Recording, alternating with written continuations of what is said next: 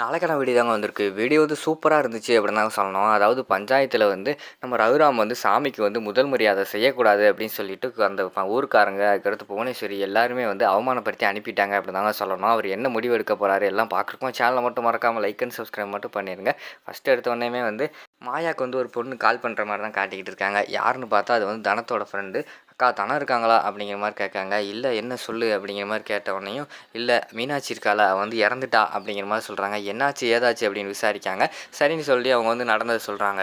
உடனே தனத்திட்ட சொல்லி வர சொல்லுங்கக்கா அப்படிங்கிற மாதிரி சொல்கிறாங்க. சரி இந்த வர சொல்கிறேன் அப்படின்னு சொல்லிட்டு தனத்திட்ட வந்து அந்த விஷயத்த சொல்லாமல் மாயா மட்டும் மாலையை வாங்கிட்டு அந்த ஸ்பாட்டுக்கு போகிற மாதிரி தான் காட்டிக்கிட்டு இருக்காங்க. பார்த்தா மீனாட்சி அவங்க அப்பா அவங்க அம்மா 3 பேருமே இறந்துருக்கிற மாதிரி தான் காட்டிக்கிட்டு இருக்காங்க. அதை பார்த்தோன்னே மாயாவுக்கு வந்து பயங்கரமான ஷாக் ஆயிடுது. சரின்னு சொல்லிட்டு மாலையை கொண்டு போய் போட்டுட்டு அதுக்கடுத்து அந்த கால் பண்ணாங்கல்ல ஒரு பொண்ணு, அந்த பொண்ணை கூப்பிட்டு வந்து பேசுகிறாங்க. என்னாச்சு எதுக்கு 3 பேருமே இறந்தாங்க அப்படிங்கிற மாதிரி கேட்டவொடனையும், அக்கா இவ வந்து ஒரு பையனை லவ் பண்ணா, அந்த பையன் வந்து ஏமாற்றி இவ்வளோ ஒரு ரூமுக்கு கூட்டு போய் அங்கே வச்சு வீடியோ எல்லாம் எடுத்து கடைசியில் பார்த்துக்கிட்டோம்னா அந்த வீடியோ வச்சே வந்து இவளை மிரட்டினா. வேறு என்ன பண்ணுறது. ஆனால் அந்த பையனை வந்து இப்போ போலீஸ்காரங்க அரெஸ்ட் பண்ணி கொண்டு போயிட்டாங்க. அவனுக்கு கிடைக்க வேண்டிய தண்டனை கிடச்சிருச்சு. ஆனால் உயிர் கிடைக்குமாக்கா? உயிர் போயிடுச்சுக்கா. அந்த ஒரு உயிர் மட்டும் இல்லாமல் குடும்பத்தில் உள்ள எல்லா உயிருமே போயிடுச்சுக்கா அப்படின்னு வந்து அந்த அந்த பொண்ணு வந்து சொல்லி அழுகுது. உடனே பார்த்தா நம்ம மாயாவுக்கு வந்து அங்கிட்டு வேறு ஸ்ட்ரைக் ஆகுது. யார் நம்ம கார்த்தி தனம் அந்த மேட்ரு வந்து ஸ்ட்ரைக் ஆகுது. எப்படியாவது வந்து கார்த்திகிட்ட வந்து அந்த வீடியோவை எப்படியாவது அழிச்சே ஆகணும். இல்லைன்னா தனத்தோட வாழ்க்கையும் இப்படி போகிறதுக்கான வாய்ப்பு அதிகமாக இருக்குது. அதனால் ஃபஸ்ட்டு போய் கார்த்திகிட்ட அந்த வீடியோவை எப்படியாவது அழிச்சே ஆகணும் அப்படின்னு சொல்லிட்டு, சரி நான் வந்து தனத்தை கூட்டு வரலன்னு சொல்லிட்டு ரொம்ப ஃபீல் பண்ணாத.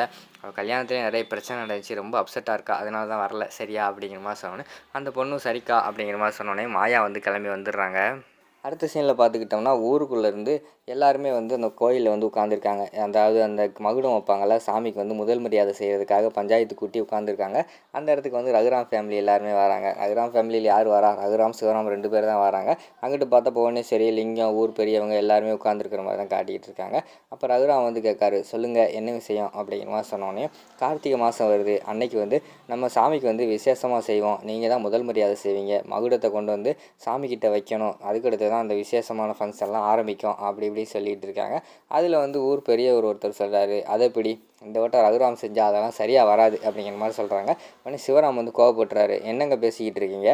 வருஷம் எங்கள் அண்ணன் தான் வந்து முதல் மரியாதை செஞ்சுக்கிட்டு இருக்காரு. இந்த வருஷம் மட்டும் அவர் ஏன் செய்யக்கூடாதுன்னு சொல்லிக்கிட்டு இருக்கீங்க அப்படிங்கிற மாதிரி கேட்டோன்னே, சிவராமு நீ சொல்கிறதெல்லாம் கரெக்டு தான்ப்பா. உங்கள் தாத்தா வழியிலேருந்து அதுக்கடுத்து அவங்க அண்ணன் உங்கள் அப்பா எல்லாமே வந்து வருஷம் வம்சாவளியாக வந்து செஞ்சுக்கிட்டு இருக்கீங்க. இது வரைக்கும் எந்த பிரச்சனையுமே வந்தது கிடையாது. ஆனால் இப்போ அப்படி கிடையாதுல்லப்பா அப்படிங்கிற மாதிரி சொன்னோன்னே, இப்போ என்ன எங்கள் அண்ணங்கிட்ட என்ன தப்பை கண்டீங்க அப்படிங்கிற மாதிரி கேட்டவனையும் இந்த கல்யாண மேட்ரு அதுக்கடுத்து இந்த தனம் மேட்ரு அவங்க ஒய்ஃப் மேட்ரு எல்லாத்தையுமே இழுக்க ஆரம்பிச்சிடுறாங்க. ரகுராம் பேச்சை வந்து ஊரே கேட்கும். ஆனால் வந்து ரகுராம் பேச்சை வீட்டில் உள்ளவங்களே கேட்க மாட்டேங்கிறாங்களே, அதானே இப்போ பிரச்சனை. வீட்டில் உள்ள அவங்க ஒய்ஃபே வந்து இப்போ தனியாக இருக்காங்க. அவங்கள எதிர்த்து பேசிட்டு அவங்க பேச்சையே கேட்கல அப்படின்னு சொல்லிட்டு ஊரெல்லாம் சொல்லிகிட்டு இருக்காங்க. அதில் பார்த்துக்கிட்டோம்னா ஒரு கும்பல் வந்து இவங்க வந்து முதல் மரியாதை செய்யக்கூடாது அப்படின்னு சொல்கிறாங்க. இன்னொரு சைடு பார்த்தா நம்ம ரகுராமுக்கு வந்து சப்போர்ட் பண்ணி ஒரு கும்பல் பேசிக்கிட்டு இருக்காங்க. அது என்னப்பா வீட்டு பிரச்சனை வீட்டோட முடிஞ்சிச்சு, அது எப்படி இது வந்து ஊர் பிரச்சனை கோயில் பிரச்சனை வம்சாவளியாக அவங்க செய்கிறத செஞ்சு தான் ஆவாங்க அப்படின்னு சொல்லிட்டு ஒரு குரூப் பேசிக்கிட்டு இருக்கு. நீங்கள் சொல்கிறதெல்லாம் வாஸ்தவம் தான்ப்பா. அது வீட்டு பிரச்சனையாக இருந்தாலும் இதுக்கு முன்னாடி வந்து நம்ம ரகுராம் குடும்பம் வந்து பஞ்சாயத்து வரைக்கும் வந்ததே கிடையாது. ஆனால் இப்போ அவங்க குடும்பமே வந்து பஞ்சாயத்தில் வந்திருக்கே, இதுக்கு என்ன பதில் சொல்கிறீங்க? அது மட்டும் இல்லாமல் ஃபஸ்ட்டு பெரிய மனுஷனுக்கு அழகு என்னடானா நம்ம கொடுத்த வாக்கை வந்து காப்பாற்றுறது. புவனேஸ்வரி அவங்களுக்கு வந்து தான் பொண்ணு அவங்க கல்யாணம் பண்ணி கொடுக்குறேன்னு சொல்லிட்டு இப்போ என்னடானா அந்த வாக்குலேயே கொடுத்த வாக்கை வந்து தோத்துட்டு அவர் உட்காந்துருக்காரு. அப்படி இருக்கும்போது கொடுத்த வாக்கை அவர் வந்து காப்பாற்ற முடியல. அப்படி இருக்கும்போது எப்படி வந்து அவருக்கு வந்து சாமிக்கு முதல் மரியாதை செய்ய முடியும்? அதெல்லாம் சரியாக வராது அப்படிங்கிற மாதிரி சொல்லிகிட்டு இருக்காங்க. உடனே லிங்கம் வந்து சொல்கிறாரு, என்னங்க நீங்கள் எங்கள் பொண்ணை தான் அவங்க வீட்டில் வந்து கல்யாணம் பண்ணிக்கிறோன்னு சொன்னாங்க. இப்போ என்னடானா கல்யாணமாக பண்ணிக்கிட்டாங்க. நான் அதை வந்து ஏற்றுக்கலையா? சூழ்நிலை அப்படி. அதனால் வந்து நீங்கள் கொடுத்து தான் ஆகணும். அவர் தான் முதல் மரியாதை செய்யணும் அப்படின்னு சொல்லிட்டு அவர் சும்மா பேச்சுக்கு அப்படி சொல்லிகிட்டு இருக்கிற மாதிரி காட்டிக்கிட்டு இருக்காங்க. அதெல்லாம் முடியாதுப்பா. என்ன இருந்தாலும் வந்து சாமிக்கு செய்யணும்னா அவங்க வாக்கு வந்து சுத்தம் இருக்கணும், இல்லைன்னா செய்யக்கூடாது அப்படின்னு சொல்லிட்டு ஊர் மக்கள் ஒரு பக்கம் இங்கிட்டு ஒரு பக்கம் இங்கிட்டுன்னு சொல்லி மாற்றி மாற்றி பேச ஆரம்பிச்சிடுறாங்க. ஒரு பக்கம் வந்து செய்யக்கூடாதுன்னு சொல்கிறாங்க, இன்னொரு பக்கம் பார்த்தா அவர் தான் செய்யணும் அப்படிங்கிற மாதிரிலாம் சொல்லிக்கிட்டு இருக்காங்க. கடைசியில் வந்து சிவராம் கோவப்பட்டு என்னடா பேசிக்கிட்டு இருக்கீங்க, அண்ணன் தான் செய்வார் அப்படி இப்படின்னு அவரும் சண்டைக்கு போக ஆரம்பிச்சிடுறாரு. அதுக்கடுத்து ரகுராம் வச்சு நிப்பாட்டுங்க, இந்த முடிவில் ஊர்க்காரங்கெல்லாம் என்ன முடிவு எடுக்கிறீங்களோ அதையே நான் ஏற்றுக்கிறேன் அப்படின்னு சொல்லிட்டு சிவராம் வண்டி எடு அப்படின்னு சொல்லிட்டு கார் எடுத்துகிட்டு வீட்டுக்கு போயிடுறாங்க. வீட்டுக்கு போனோடனே அவர் கோவமாக வீட்டுக்குள்ளே போகிறாரு. அதை பார்த்தோன்னே அவங்க அம்மா ஜானகியெல்லாம் எப்பா நில்லுப்பா என்னப்பா ஆச்சு அப்படிங்கிற மாதிரி கேட்குறாங்க. ஜானகி வந்து சிவராம் சொல்லு என்னாச்சு அப்படிங்கிற மாதிரி கேட்குறாங்க. விறுவிறுன்னு கோவப்பட்டு நம்ம ரகுராம் வந்து வீட்டுக்குள்ளே போயிடுறாரு.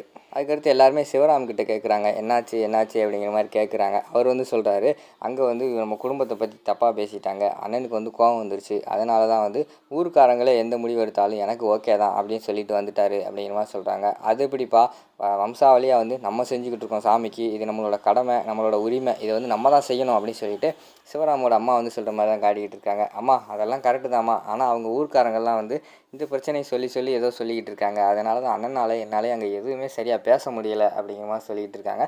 சரி அவன் மேலே தானே தப்பு, அப்படின்னா நீ இந்த வீட்டுக்கு வந்து அவனோட தம்பி தானே, நீ இந்த முதல் மரியாதையை வாங்கு அப்படிங்கிற மாதிரி சொல்கிறாங்க. இல்லை அண்ணனை வந்து நான் தெய்வமாக பார்க்குறேன், தெய்வத்திட்டிருந்து நான் ஒன்று பறிக்கிறத வந்து நான் விரும்பலை அப்படின்னு சொல்லிட்டு அவர் சென்டிமெண்ட்டாக பேசிக்கிட்டு இருக்காரு. இங்கிட்டு பார்த்தா நம்ம இவங்க இருக்காங்கல்ல புவனேஸ்வரி வந்து கண்டிப்பாக ரகுராம் வந்து முதல் மரியாதை செய்ய மாட்டார், ஏன்னா அவருக்கு வந்து மானம் தான் முக்கியம், இது வேண்டாம் தான் சொல்லுவார் பாருங்களேன் சொல்லிட்டு அவங்க சொல்லிக்கிட்டு இருக்காங்க. அதே மாதிரி வந்து நம்ம ரகுராம் வந்து அந்த முதல் மரியாதை எனக்கு வேண்டாம், ஊர்க்காரங்க எந்த முடிவு எடுக்காங்களோ அதையே எடுக்கட்டும், இது உனக்கு எனக்கு அவசியம் கிடையாது அப்படிங்கிற மாதிரி வந்து ஒரு முடிவு எடுத்துடுறாரு. வீட்டில் உள்ள எல்லாருமே ஷாக்காகி பார்த்துக்கிட்டு இருக்கிற மாதிரி காட்டுறாங்க. அதோட பார்த்துக்கிட்டிங்கன்னா அந்த எபிசோடு வந்து முடிச்சிடுறாங்க.